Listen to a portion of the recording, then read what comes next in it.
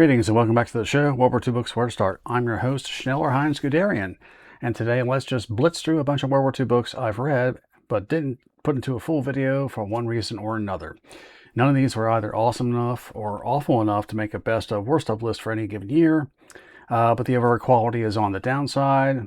So this is more of a buyer's guide or buyer beware guide than anything else, but one of these may indeed become a hidden gem for you. So let's button up those panzers and finish the conquest of France so we can find some downtime to read, and thus let's hit the books.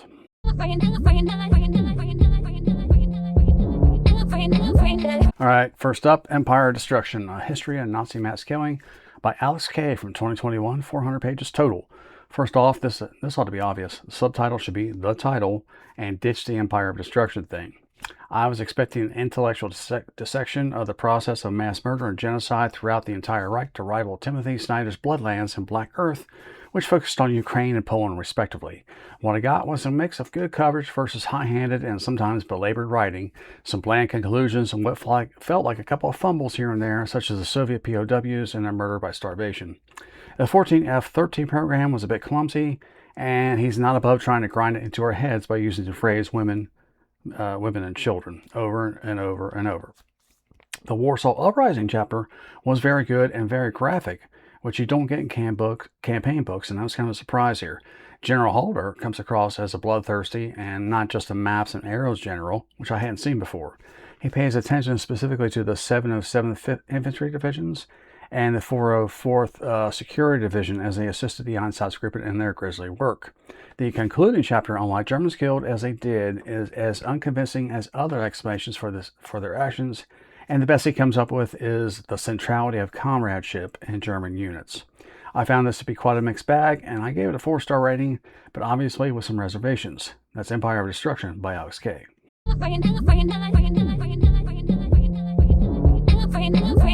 Alright, and then we have The Conquering Tide by Ian Toll. This is the second volume in his Pacific War trilogy. He's a smooth writer and a good storyteller, which is again that most precious of blending of talents in a nonfiction author. That's just gold when you find one. And here he starts off with a smooth intro about the islanders of the Solomons and the British administration thereof, which flows into Martin Clemens, leading downhill to the landings on Guadalcanal. A great start. But in a 30-hour audiobook, he's giving us 10 full hours on Guadalcanal. That's a bit much with the premise of the title, and becomes apparent that only the Central Pacific Drive will be mentioned after the drama of the canal. So if you're looking for a complete Pacific War history, this ain't it. But once you're out of the canal, we get a section on San Francisco, seen as a boomtown during the war, and its working conditions and brawling between civvies and servicemen throughout the conflict, which will segue to Mare Island Repair Yard and the Tang, and that's on the subway warfare. Pretty slick transition. But then he plops down for a very long visit with much more than Richard O'Kane and the torpedo debacle of the U.S. Navy. That's just too bloated. Just too much time given over to this and a general history. An interesting speculation on whether Spruance might have been on the autistic scale somewhere, evidenced by his habitual pacing and some other habits. The epilogue on the burning of Japanese bodies and scooping of indiscriminate ashes into various boxes to be sent home to relatives is something that really stuck with me. I gave it 3 stars at the time, but I'm not quite certain it's going to live up to that long term, so it's kind of fading to 2. That's The Conquering Tide by Ian Toll.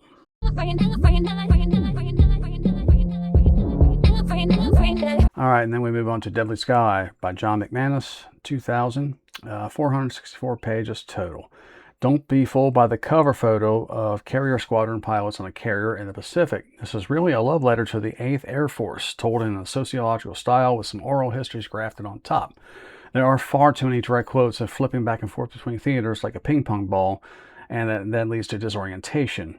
There's an odd focus on simply Harry Crosby and Samuel HEINZ. That's rather myopic when you're talking about the air war as a whole, and you can discuss maybe 30 different pilots' experiences over and over in their various theaters. And when he feels that you might not remember those names, Harry Crosby and Samuel HEINZ, he is going to tell you who they are over and over and over again. I mean, after the second or third thing, I get who these guys were and where they are. There's some admissions, like there's no mention of the guys in the Aleutian theater at all. There are some laughs to be had concerning potty humor at 25,000 feet, and some honest thoughts about what men thought about being based on remote Pacific islands where everything smelled like crap and worse than crap, and they had never known or seen such filth before, and they didn't know it could exist. It was passable but not memorable, and a 2-star rating for me. That's Deadly Sky by John McManus.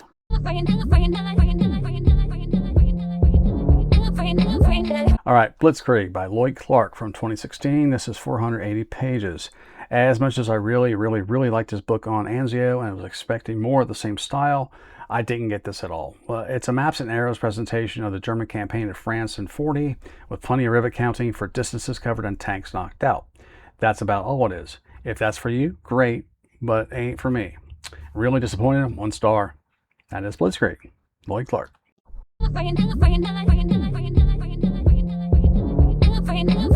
All right, Left 4 Dead at Nijmegen by Marcus Nannini. I can't quite say his name, or I have no real clue how to pronounce it. For 2019, 240 pages.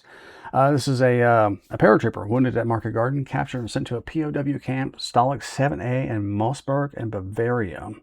Supposedly holding up to 10,000 POWs of many nationalities. By this time, of course, food is really scarce, so the prisoners end up nearly starving to death, with the Soviets there getting the worst treatment than other allies, and according to him, undergoing periodic selections where some will be immediately shot and others marched off to who knows where, presumably for forced labor.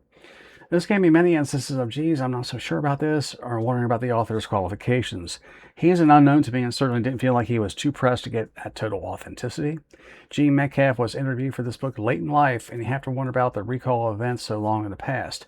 I never got this feeling from Unbroken and Lauren Hillebrand or some of the other authors writing books with the help of veterans in their final years, but this one just feels a bit too loose with reality here and there. Metcalf manages an escape late in the war, and when within sight of the Swiss border, he is recaptured. So he has to sweat it out to the last day of the war. And I think this needs a better historian and some better writing chops. 2 very faint stars.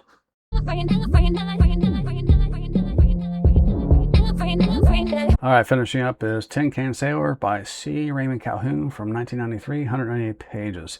This was originally an effort written for a Veterans Association of the USS Sterett, intended to be really only read by old shipmates at such gatherings, but Calhoun was persuaded to expand it a bit and put it into shape for publication.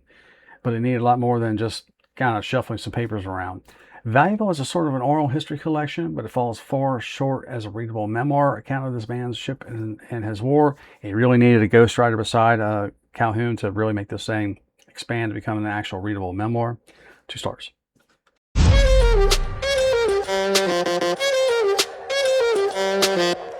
All right, and there you have it, dear viewers, for today's Book Blitz, the stuff I just didn't get around to talking about before in full form.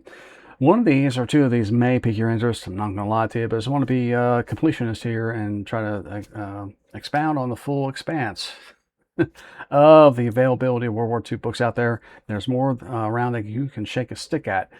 Google AI tells me in a quick survey, and whatever AI you trust or don't trust, there are currently anywhere between 15,000 and 30,000 books on World War II writing in print, in English.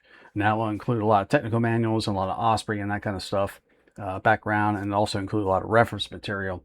So filter that down to however many thousands you think are actually blunk, whether it's battle histories or unit histories or squadron histories or general histories or Eastern Front, Pacific Theater, yada, yada, yada. And you'll see there's just more than you can get to in a lifetime, obviously, and not things of equal value. So I've presented 6 here that may definitely not be of equal value, but one of them may pique your interest into exploring. So until next time, I'm Schneller HEINZ, and I can't wait to get to the coast of France. I'm going to find a chalet and some wine, and somebody's going to play the accordion.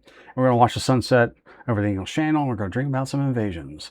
Until next time, happy reading.